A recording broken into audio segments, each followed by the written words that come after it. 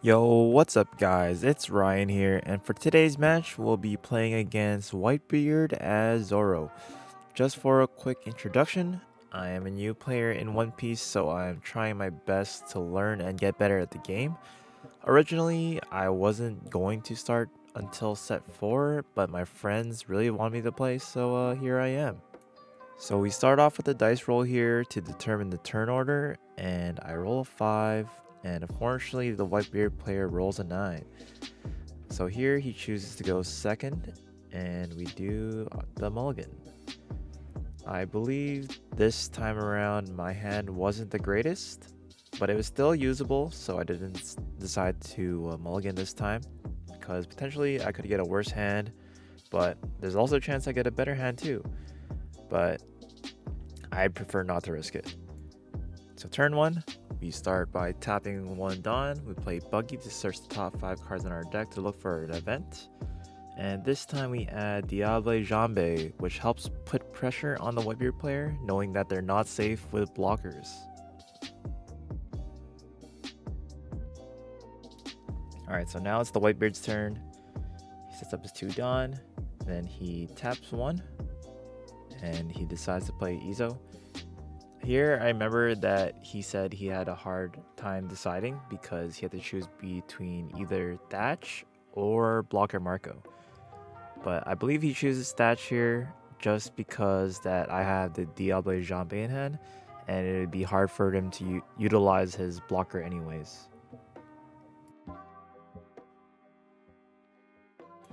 Alright, so the Whitebeard player passes it over to me.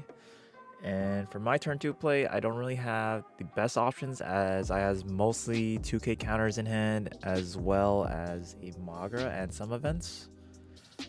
But for sure, I know I do want to swing at least 6k to the lead, but I do end up playing the Magra. Yeah, I'm thinking about it right here. I play the Magra, and I was debating whether or not I should swing with my Buggy. I personally don't like swinging super early so they can swing into my life. But it's the best I can do right now with my current hand. And then he takes that one, and then I swing a 7k, and I swing at his lead again. He just drops a 2k, easy counter for him. So I pass it over to the Whitebeard player now. And here I was hoping he would swing his Izo into my Buggy, but he just swings 6k with his leader. I was really hoping he would swing that way in order for me to take a card from life, because the cards in my hand weren't the greatest. That's why I think I should have not swung with the Buggy. But he taps 4 Dawn and plays the Frankie and then takes a life due to leader ability.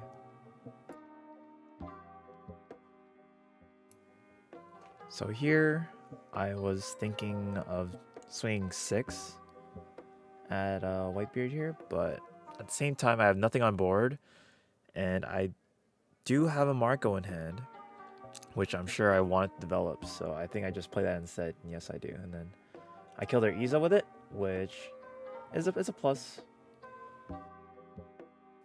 So we're back to the Whitebeard player now. So this is his 6th Dawn turn.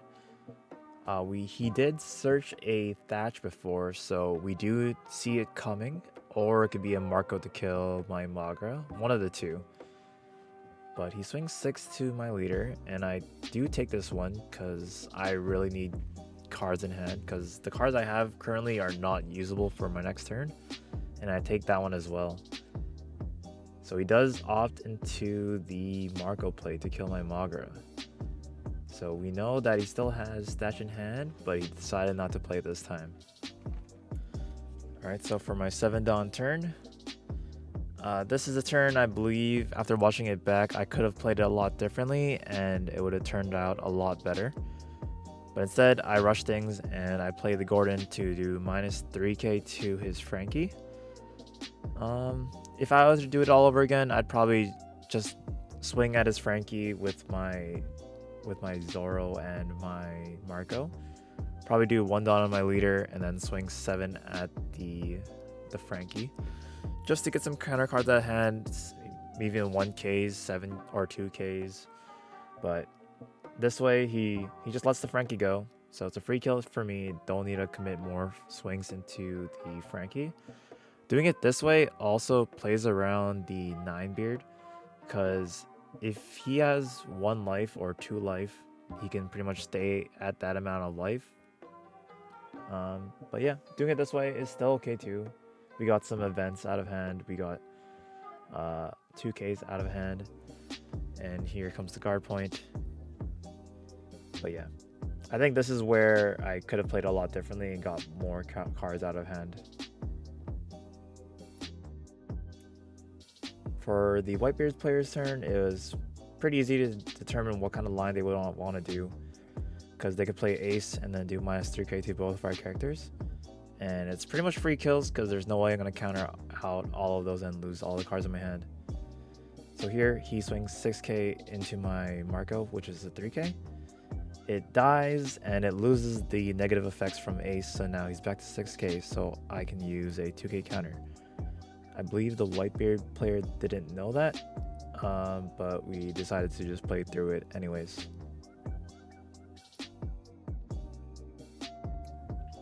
So the Whitebeard player leaves 1 Dawn up and then passes it over to me, taking his second last life.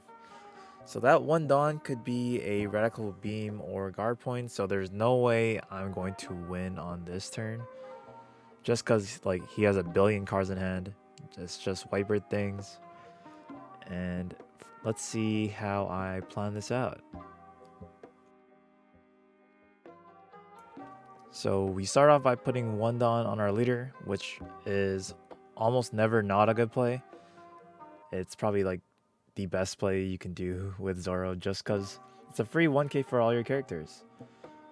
And here we're thinking about how we should swing and who to target for our swing. And I believe I decided to push life with 10k with my Marco, just because it'll be harder for him to put down his 9-beard. And yeah, we start off by putting our Dawn on our Marco, and we're deciding whether or not to swing at their characters. Because right now we're pretty much not gonna die. We have a lot of life still. Even if they swing right now, they would need a rush card to kill us. But yeah, we swing another life and he decides to take it. So I'm thinking in my head that 9-beard's not going down no matter what, because he'll probably just die. And then I play Fiery Doll. I don't know why I did that. And I attached 3 Dawn, or I was thinking about attaching 3 Dawn and swinging at his lead, but I realized how many cards he had. But instead I swing at his ace. He decides to let it go. Yeah, that'd be a lot of cards to let go. It was 11k into his ace. So here I leave 2 Dawn up. I believe I had a guard point, I think. Either a guard point or a Red Hawk. One of the two. But here I try my best to keep my Marco alive. He swings 6s, and I was hoping he would attach more Dawn just to kill him, but looks like he didn't, so I just gave away my 2Ks to keep it up. But he has 4 Dawn up now. Now I'm pretty much just trying to play for board. But I think I should have just swung at life instead. It would have been the better option because he has no life right now. And I think that's where I pretty much messed up. Because I feel like my playstyle is I like to fight for board all the time. And I often tunnel vision a lot. So I think swinging at his life tall would have been way better than swinging the way that I did currently. Because especially since I won't die next turn. But I swing 10k into his Marco. And he's deciding what he wants to do. Either use his event counters or trash event. And he does trash an event, which is a crossfire.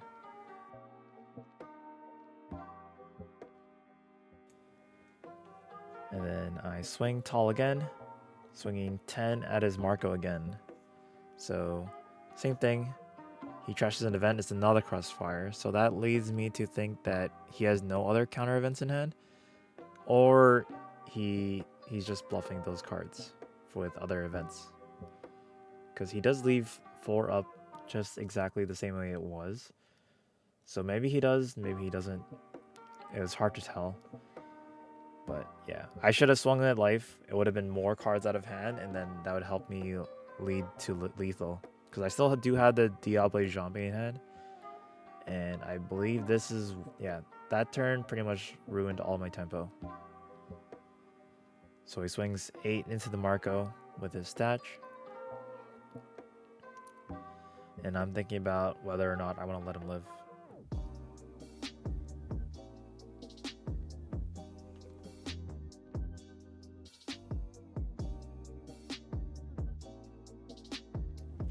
And it looks like I do decide to keep the Marco alive, trashing my Diable Jambe. And I think that is probably one of the biggest mistakes I've done. I should have just let the Marco die here. But he swings another 8. Or he's thinking about it. Yeah. Swings 8 at our Marco. And I only have 2 cards in hand. I just use a guard point because it's the only event in my hand anyways. And pretty much the same thing. Tapping 1 Dawn or just trashing it. But he's thinking about swinging 9, and he does. He swings 9 into my Marco, and there's no way I'm letting that live. There he taps 2. Just by discarding my Diable Jambe, it gives him the heads up to play the Fossa. So now that he has a blocker on board and only our leader, the best we could do is just swing tall, and hopefully they use the Fossa to block, and hopefully we have some cards to develop, build at least a small board. And we swing 10 into their lead, I believe. Yeah, he just blocks. And here we play the done. See if we can get, and we get the buggy. So we end up tapping 1 Dawn, and then we search for the buggy, and it looks like it is a whiff. So it does happen. It happens to the best of us. And I only have 1 card in hand left, and he looks like he has a full board. I don't see us winning this one. It's pretty slim unless I have another Fiery Doll and a Red Hawk in life. That'd be my only win con, and then I swing for game that way. But let's see what the Whitebeard player does. He has a lot of Dawn to work with. He has a Nami on board, which you swing for 5. And that's pretty much guaranteed hits. So here, I believe he's trying to play around the guard point or the radical beam, because I do have 1 Dawn up. But he starts off with doing 1 Dawn to our leader, which we do take. And here I'm thinking about whether or not to use a trigger from life. I believe that was a guard point, because I don't think we do have a guard point in hand, just a 2k counter. And then he swings 8, which does play around the guard point. And we do decide to take that. He puts 3 on his leader, making it 9. And we use the guard point and a Tama. So now we're guaranteed to live. So even if he attacks with his Statch, he is not going to win on this turn, as he only has 2 Dawn up, and no rush cards would be a 2 Dawn. And he's thinking about whether or not to attack with his Statch. He leaves it up, yeah, so he doesn't attack because he doesn't want us to get a rush card from life. So here, the best we can do with 2 Dawn up would probably be double 6s and then the rest on our leader. I don't really like this approach. It's pretty hard to deal with. I think if we kept the Fiery Doll, we would have been able to win. But this is the way it has to go so far. Because if we don't win this on this turn, we pretty much lose. So I attach Dawn onto both my Magra and my Buggy and see how I want to distribute the Dawn. I think I do double sixes and the rest on my leader, but let's see how it goes.